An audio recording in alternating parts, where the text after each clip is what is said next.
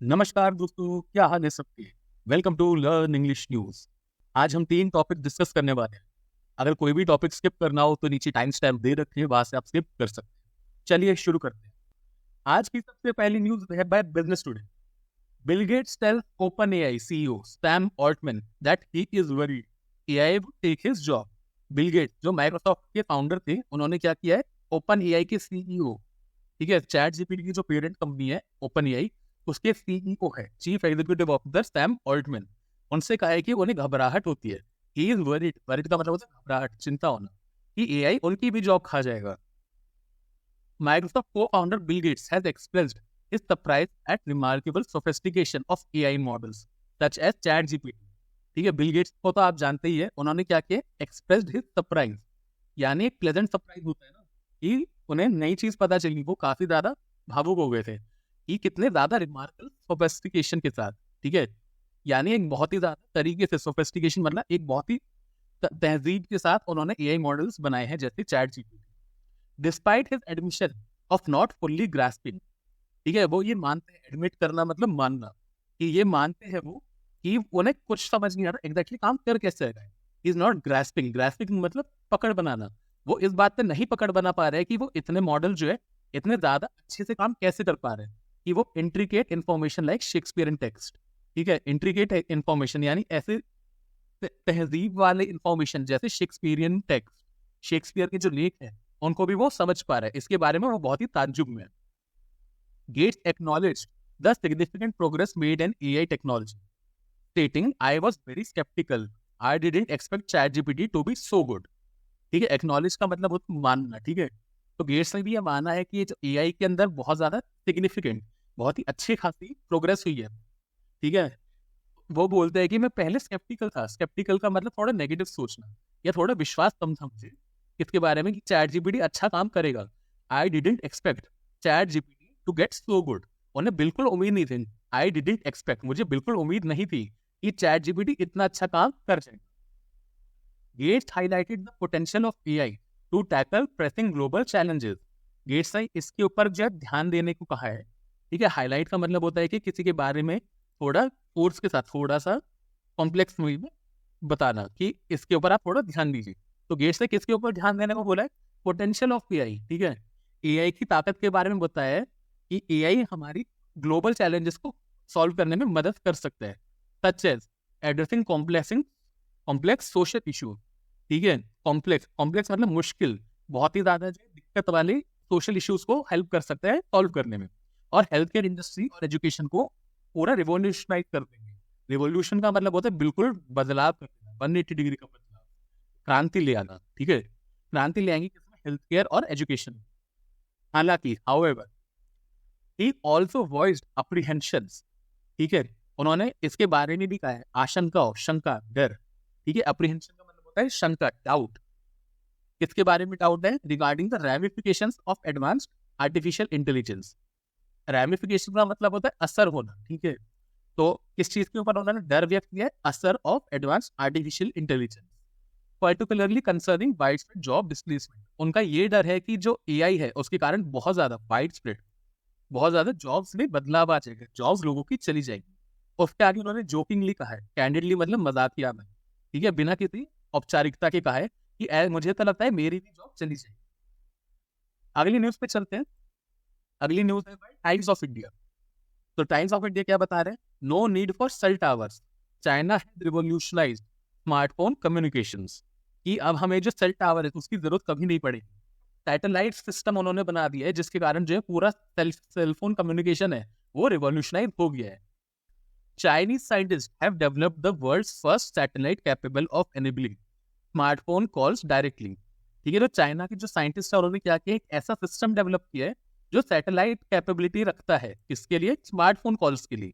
यानी अगर आप कोई फोन कर रहे हो तो ये किसी टावर पे ना जाके सीधा सैटेलाइट से टकरा के आपका कनेक्शन कर देगा, without the need of ground based infrastructure. यानी जो हम टावर आजकल देखते हैं इनकी जरूरत ही नहीं पड़ेगी। ये प्रोजेक्ट का नाम क्या है, टियनतोंग, ठीक है, टियनतोंग प्रोजेक्ट का नाम है।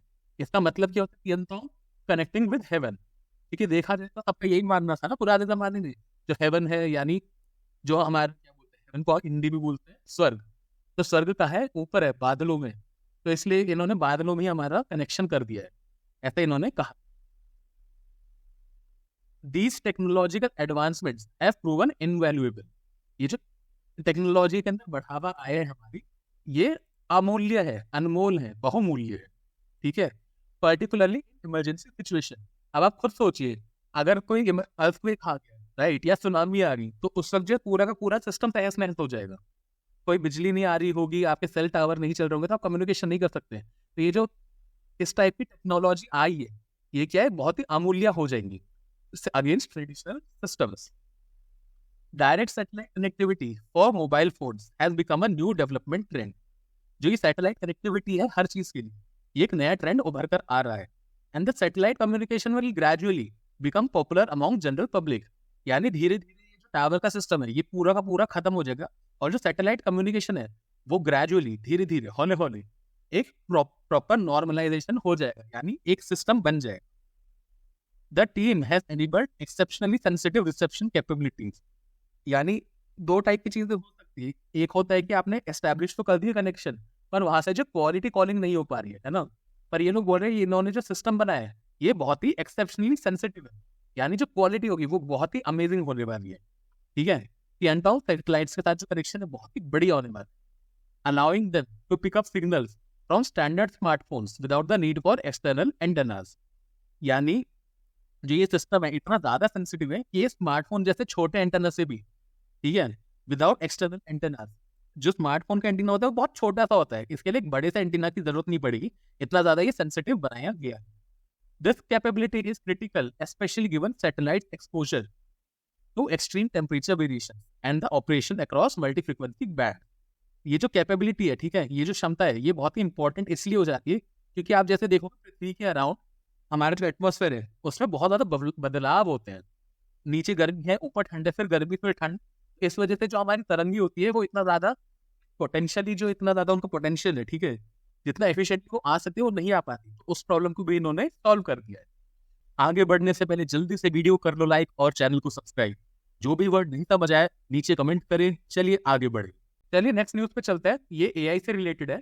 तो ओला का जो लार्ज लैंग्वेज मॉडल है कृत्रिम, इसने जो हिस्ट्री बनाई है, ठीक है, इतिहास रचा है। कैसे? क्लाउड इंफ्रास्ट्रक्चर इन हाउस करके, यानी अपने ही ऑफिस के अंदर, अपने ही सिस्टम के अंदर उन्होंने क्लाउड इंफ्रास्ट्रक्चर बना दिया है। जो पॉपुलर सर्विसेज है, अमेजॉन वेब सर्विसेज होगी, AWS या फिर अजूर, ये माइक्रोसॉफ्ट, ये अमेजॉन की सर्विसेज है, इनको स्किप कर दिया है, यानी इनको छोड़ दिया है, इनको अवॉइड कर दिया, ठीक है। किसने? ओला की कृत्रिम। भावेश अग्रवाल कौन है? ओला के CEO है, ठीक है, तो ये नाम आगे काम आएगा, तो याद रखिएगा। The Kritrim team is making some major improvements to the model and also the infra. उन्होंने ये अनाउंस किया कि जो कृत्रिम की टीम है उन्होंने काफी अच्छे खास इम्प्रूवमेंट, अच्छे बदलाव किए, उन्नति किए to the model and the infra. Krutrim is also running on its cloud infrastructure. देखिए क्लाउड का सिस्टम मैं आपको बता देता हूँ। अभी आप अपने कंप्यूटर में कुछ भी करते हो तो आप अपने कंप्यूटर में कर रहे हो, है ना, पर मान लो कोई आपको एक बहुत बड़ी फाइल खोल दे जो आपके कंप्यूटर की औकात के बाहर है, ठीक है, आपका कंप्यूटर उस बेचारे को खोल ही नहीं पा रहा है, तो आप क्या करोगे? अपने दोस्त के कंप्यूटर को लोगे। अब आपका दोस्त मान लो अमेरिका में है, तो आप क्या करोगे? इंटरनेट के थ्रू करने की ट्राई करोगे, ठीक है। तो वैसे ही जो आप क्लाउड सिस्टम क्या होता है, तो बड़ी बड़ी कंपनियां होती है, वो ढेर सारे बड़े बड़े कंप्यूटर, बड़े बड़े सर्वर अपने ऑफिस के अंदर रख लेती है, ठीक है, जिसको आप यूज कर सकते हो थोड़ा सा पैसा पे करके, तो वो हो जाता है आपका क्लाउड प्रोवाइडर, ठीक है। तो इन्होंने क्लाउड खुद का बना दिया। इन्होंने क्लाउड प्रोवाइडर जैसे अमेजॉन और माइक्रोसॉफ्ट इनको नहीं यूज करके खुद का क्लाउड इंफ्रास्ट्रक्चर पूरा डेवलप कर लिया। तो ये इनकी सराहना की जा रही है, इनको प्रमोशन दिया जा रहा है। Recently Intel has announced that Ola Krutrim is utilising Intel की गाउडी 2 चिप्स। बेसिकली इंटेल अपने बारे में बता रहा है कि हमारी इंटेल की चिप्स का इस्तेमाल किया जा रहा है ओला के कृत्रिम को ट्रेन करने के लिए।